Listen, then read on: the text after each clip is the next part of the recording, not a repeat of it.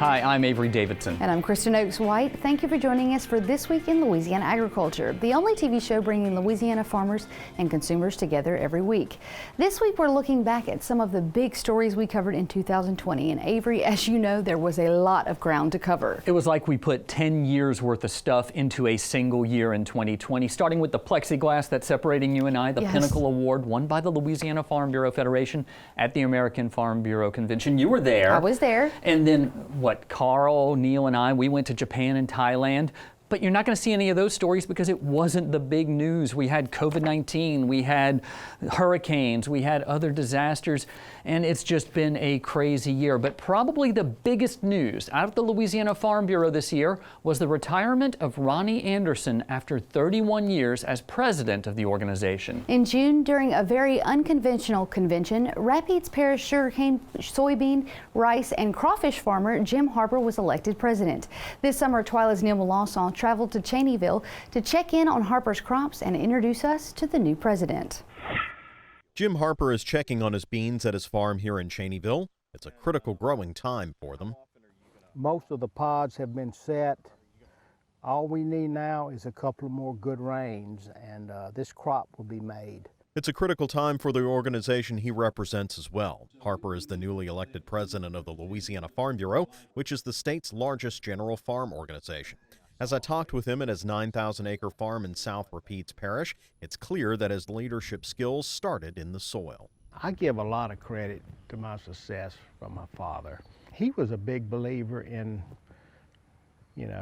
making the most economical crop you could, but not affect the yield.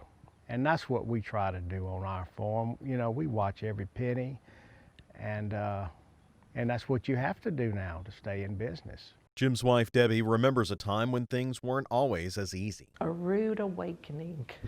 We raised cotton in the very beginning and almost went broke raising cotton. Then he got into the soybeans. Family is evident on the farm here near Alexandria as both Jim's brother and children are involved in the operation. Since I was a child, I knew I wanted to be a farmer. I was born on a farm. My father was a farmer. I used to follow him around when I was a kid.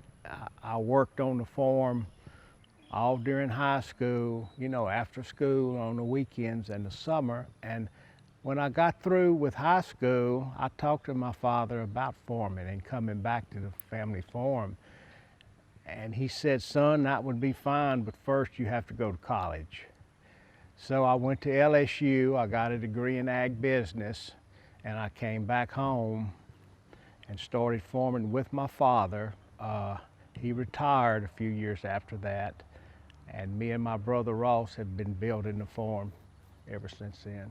One thing making things easier for Harper is the role Ronnie Anderson played in shaping Farm Bureau. While he says he has big shoes to fill, Harper says the organization's track record under his predecessor is a great help. Under his leadership, we more than doubled our membership because of him and the professionals he hired. We became a strong political force in the legislature. In addition to soybeans, rice and crawfish are integral to the farm. And while the cotton may not be around anymore, the sugarcane is helping the farm grow. The thing that I like best about the sugarcane industry, besides the great people that you get to meet and talk with, is cane is a stable crop. It's not affected as bad by the weather.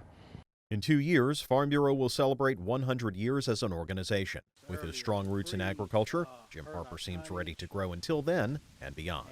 Reporting from Cheneyville, I'm Neil Melancon.